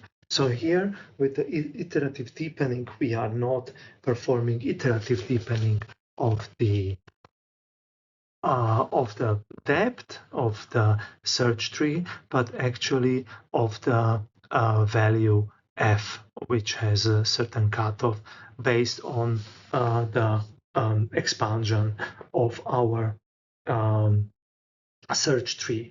Now, if we have different values of the costs for each action, then this might come into the risk that with each new f cost, we will be containing only one node there and not more, and then the number of iteration would be equal to the number of states. So that would not be ideal, and it would be a certain disadvantage. Another approach, which also is memory efficient, is somehow mimicking the best first search, but it has a recursive version and acts a little bit like the depth first search, but only to a depth where the cost is smaller than a certain f limit from an alternative path from an ancestor. We can have a look at it in this setting here, where we have a backup value stored. So for the root node, there is a backup value of infinity here. However, if we look at CPU here, we have the backup value 447. This is actually the value of the frontier, which is not expanded, of Timisoara, and which is the smallest value from the alternative paths. So 447, if we are exploring the path in this subtree, it should not exceed the 447. Once it exceeds the 447, we terminate the search in this subtree and continue the search in the subtree where the Timisoara would be the starting node. So we can see that 447 here has been defined, and currently the heuristic is 393 to the from Sibiu to Bucharest, which is our evaluation function summing up the cost from Arad to Sibiu plus the heuristic to get to Bucharest. Then, so that's 393, that's less than 447, so we don't go to the alternative path, and therefore we only store not the entire explore tree, but only a linear version of the reached node. So we prune a lot, and then the smallest value here we proceed like a depth first search, but in a way, but we go with the recursion through the lowest evaluation function 415, which is still less for Faragas, which is still less than 447. Actually, here we are here 447. Here is 415 because that was the value of here Rimini-Scuvilza. This is so that's the 413, and here we have Faragas is 415. So the same level is the second best guess is Faragas, the first best guess is Rimini-Scuvilza, and then the smallest value from there is 417, which exceeds the 415, and therefore we are tracking back and choosing the Faragas to continue the search instead. And then we find the solution for 450. That's one solution with this approach. And here we have to correct that this search has at least the cost of 417, which is then we switch this second backup value, best value for 17 with Faragas, which has been now exceeded by the Bucharest. This means that we have not found the cost optimal solution yet. That means that we are going back to the Rimini-Scuvilza and to Pitești, which is 417, and from there we have the Bucharest, which is which the real cost finally will be 418. So this is the recursive best first search, and its advantage is that it doesn't need to store much of the entire search tree, because a lot of parts of the search tree can be effectively pruned.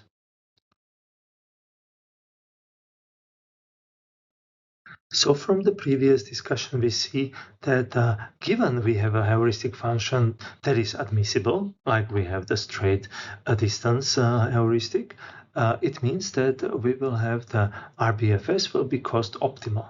That means that we will indeed find the optimal solution. The space complexity is linear in the depth of the deepest optimal solution. So that is a very good memory management.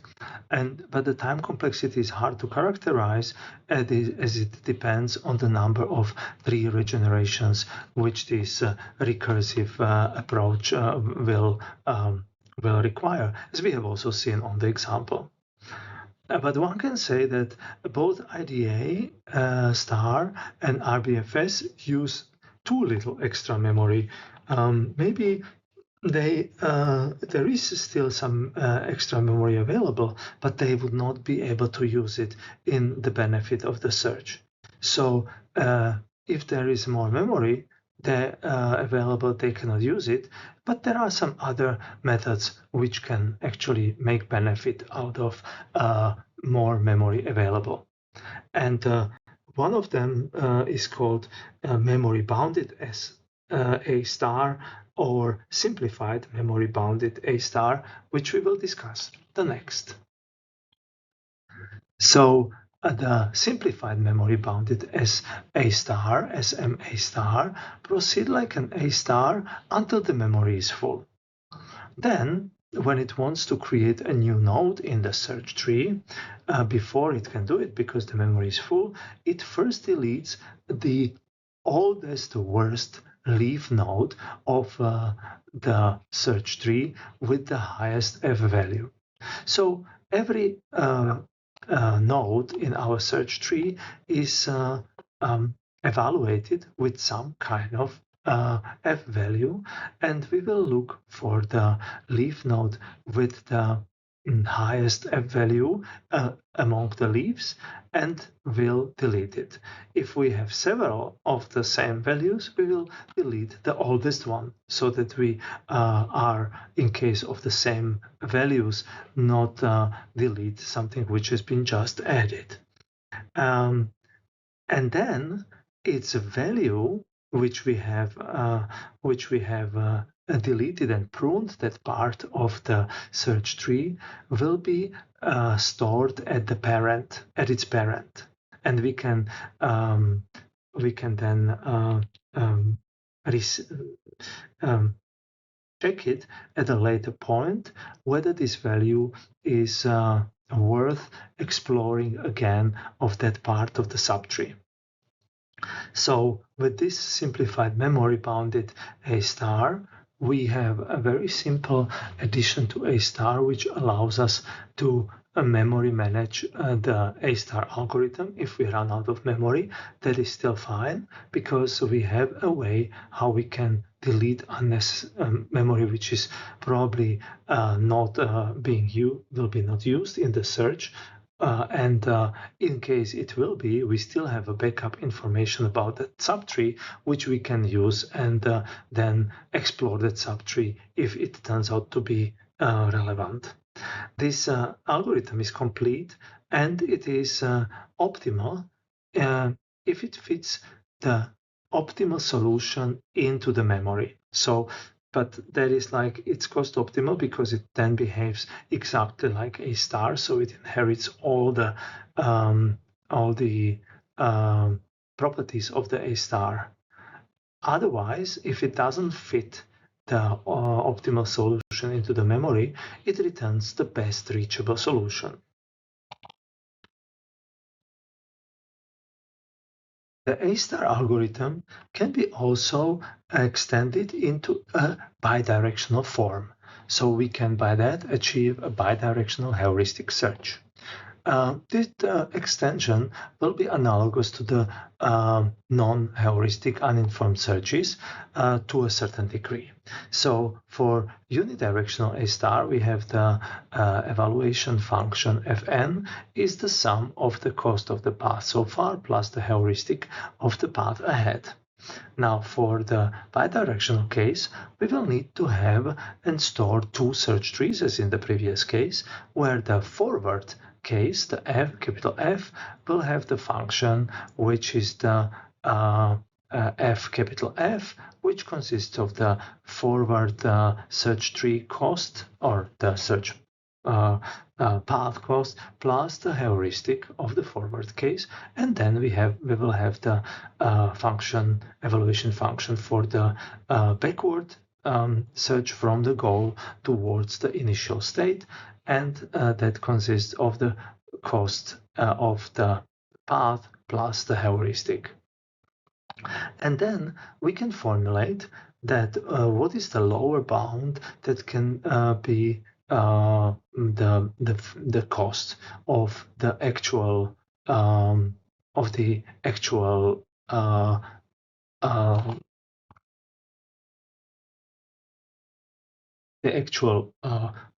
path, which includes both M node, which is coming from the forward search tree, and N node, which is coming from the backward search tree. And this lower bound cost can be calculated as follows: the cost of the forward plus the cost of the backward direction towards up to n. So that is 1. That's the sum of the two costs when the two frontiers are basically touching, and or the f forward for m and f backward for n. So these are the maximum of these three is the lower bound of the cost. This lower bound is not very informative in the sense of which search tree should we expand, the forward one or the backward one, when it comes from the outcome of this lower bound calculation.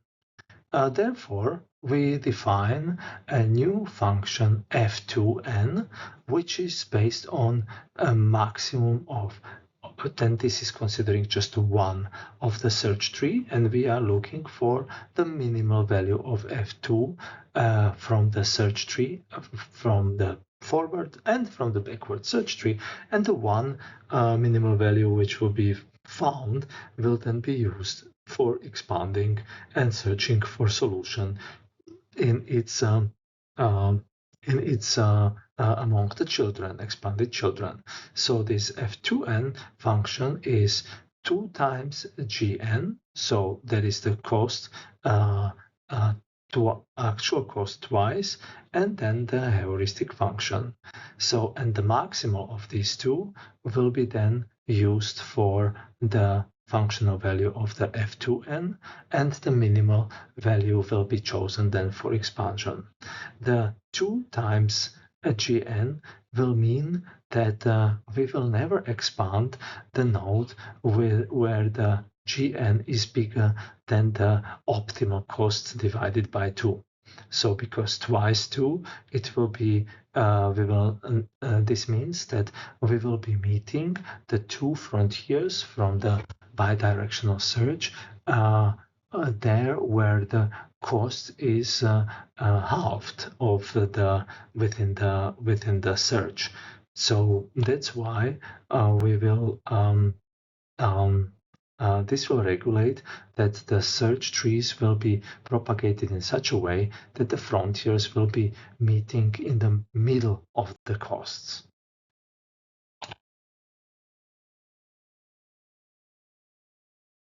Now that we have a thorough overview of various versions of the A-star algorithm, its original version, and then various optimizations in terms of maybe a performance, maybe in terms of lower memory cost or management of the memory, or its bidirectional version.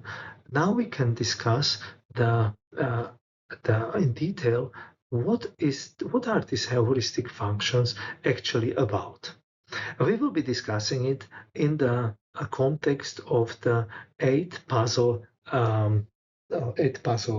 problem, which means that we have 8 tiles numbered from 1 to 8, and we want to order them nicely in the 3 by 3 grid, such that they are ordered from the first row. We start with the blank, and at the then we basically have a nice ordering of our tiles. So this is the goal state, and this is the initial state, one of the initial states. We can imagine where these tiles are randomly placed.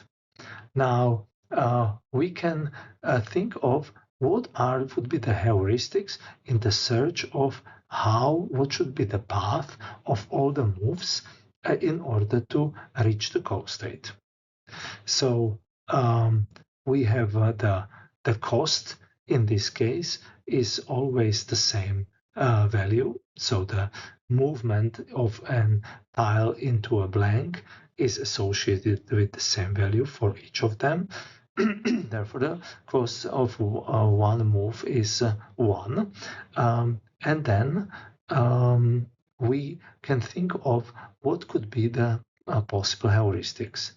One heuristic could be number of misplaced tiles, so that these tiles have somehow a natural placement where they should be placed.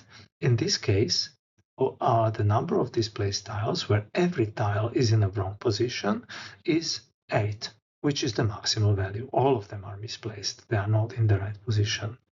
And this means that it is an admissible heuristic, because to put the tiles in the right place will take at least one move, one action associated with one cost. So 8 is definitely an optimistic outlook of the heuristic in how fast can we solve the puzzle. It's very optimistic. Another heuristic which we can think of, it could be H2, the sum of Manhattan distances for each tile to put to the right place. So if we think of that, then we will need, like for the 7, we will need 1, 2, 3. Then for the number 2, we will need 1 to move it here. For number 4, we will need 1, 2, as it is here. So I'm just showing you this for number 5, 1, 2. And you can see that this is the sum of Manhattan distances, meaning Manhattan distance is not a diagonal distance, but you have to go either up and down or right or left with your moves. You can see that we are adding up the distances, but we are not considering whether the tile is occupied or it is blank. So we are going through even full tiles, and that's why it is an optimistic heuristic, and it is also an admissible one. So in this case, the overall heuristic tells us how far we are from the solution. This is 4, 6, 8, 10. This is 16, 18. So the result is 18 here. Here it was 8. And the true solution cost is 26. So we can see that we are, with our heuristics, we are optimistic, and we are dealing with admissible heuristics. So, and the heuristics can be assessed in terms of how good they are, how well do they describe a given problem. Because somehow we feel that the heuristic one, which we discussed, was somehow too relaxed, while the second one was also relaxed, but was a little bit less relaxed, because it was actually counting the distance, taking it into account when performing the heuristic estimate. So, and we can define the heuristic quality can be assessed by calculating the so-called effective branching factor B star. So if the total number of nodes generated by A star is n, and solution is at the depth d, then a corresponding uniform tree would have the following branching factor: n plus 1 is equal to 1 plus b star plus b star squared plus b star cubed, and so on until the depth. So this is like the b powered by d complexity, as we have devised it before. And in this case, the question is, what is not known is this value b star. So for this equation to hold for a given n and given d, what is the b star? And so it means how many times do we need to branch from a particular and explore that branch from a particular node in our search tree is characterized by this b star. And the more the b star is equal to 1, the more accurate the heuristic is, because it more well matches the actual cost. We can see how the heuristic functions are performing also in the context here on the following table, in the compared to also the breadth first search. So we have our 8 puzzle problem for different settings, where the solution varies between 6 to 28 of states or node transitions, and each of these scenarios is generated like 100 times, and then the average value is here stored. So the search cost is so how many nodes need to be generated in order to find out the solution for like this depth, and so on, is associated with the actual each like item in the table. So for the best first search, if we want to find a solution which has 6 steps, which consists of 6 steps, then so it has a node, it has a search, the tree depth is 6, then we need to expand 128 nodes. And if we are in case of 28 depth of moves, which are forming the solution for the 8 puzzle problem, then we need to generate 463,234 nodes. So a huge number. So this is without any heuristic. This is an uninformed search strategy. And now we are confronting it with the actual strategy of A star using the heuristic one, which is only giving us the number of displaced tiles. So here we can see that we are improving a lot in terms of how many nodes need to be generated. Now there are only 24 instead of 128. And here we are having approximately 1/2 of the nodes is saved. And then in between it's somehow between 1/2 and 1/10 even. And then so this is the H1, but if we use the H star 2 with the heuristics 2, which takes the Manhattan distance into account, which is more accurate estimation of the path forward, then we have here, we see that the number of nodes which need to be generated is significantly smaller, to the degree that we are now even 10 times better than the previous heuristic and 20 times better than the breadth first search. So it really matters what type of heuristic we are choosing. And it is characterized here by the effective branching factor value. So for the BFS, we have the effective branching factor. We can see that it goes between 201 to 1.53. It is improving in a way.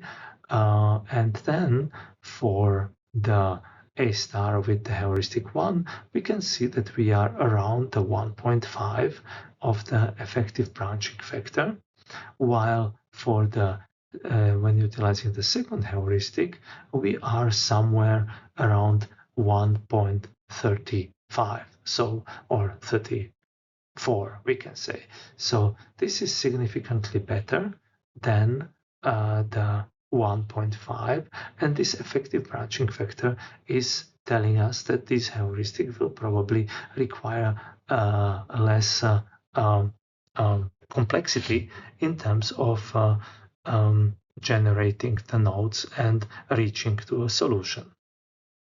So these heuristic functions can be quantified in terms of not only whether they fulfill certain key properties, but we can also quantify them more accurately, which one will likely perform better than another one. Finally, we can spend some time of thinking of how such heuristic functions can be designed. So in one way, we can think of the heuristics. If we think of the state graph, let's say in the 8 puzzle problem, the state graph is every single different constellation of the tiles constitutes one space. And this space graph is in our regular problem, the 8 puzzle problem, is connected in such a way that a state is connected to another state if the new state can be generated from the old state or neighboring state just by one move. So if we can move the tile into a blank, and by that we enter another state, that means that there is a connection, direct connection between these two states. You can get by one action from one state to another. Now, if we relax our original problem and we somehow abstract the fact that we need to go only across blanks. So the blank is the only way how we can move it in order to get from one state to another. But we imagine that we can move even if the tile is occupied. Then we are relaxing the original problem, and the original state space will have still the same amount of states. However, it will not be it will have the same so it can be like one can be moved across into a blank, I meant. So imagine that we have a state, and then I'm moving arbitrary tile and putting it into a blank. By that, I am creating a relaxed problem because I take out the tile and not only slide it. And this relaxed problem suddenly will create me new connections between the states. So where there were in the original solution, there were less connections. Now there are more connections in the same state space graph. And that means that the relaxed problem is a supergraph to the original state space, because all the original state space is still included. If I can move just by one by sliding, it's still included in the relaxed problem, where I can take out the tile from its position and put it into the blank. So it's just that we have removed certain restrictions in order to create a relaxed problem, and the relaxed removal of these restrictions adds the edges in the state space. So any optimal solution in the original problem is also a solution in a relaxed problem. So now, given this insight, we can think of how we can generate a relaxed problem, and then in that relaxed problem to have a cost, actual cost, which is then associated with the heuristic in the original problem, not in the relaxed problem. So a cost in the relaxed problem will be heuristic in the original problem. So let's have a look at how this can be designed. If we are designing the heuristics for a puzzle problem, the original rule for moving a tile from position X to position Y is X must be adjacent to Y and Y must be blank. Only in that case we can move the tile. But now we can relax this rule and form a relaxed problem. A tile can move from X to Y if X is adjacent to Y. That means that we are not considering whether it is blank or not. And then another one can be that a tile can move from X to Y if Y is blank. This means that we are taking out the tile and putting it in the blank slot. Or we can say that a tile can move from X to Y. So no adjacency requirement, no blank requirement. We can just move them. So the first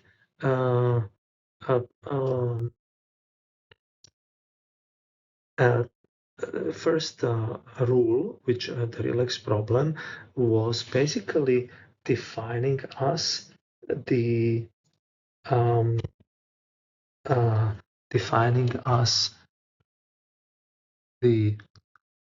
this will be corresponding to the rule in the relax problem, which will give us the heuristic for the Manhattan distance, which we have used the H2, and this rule will be used for the number of displaced tiles.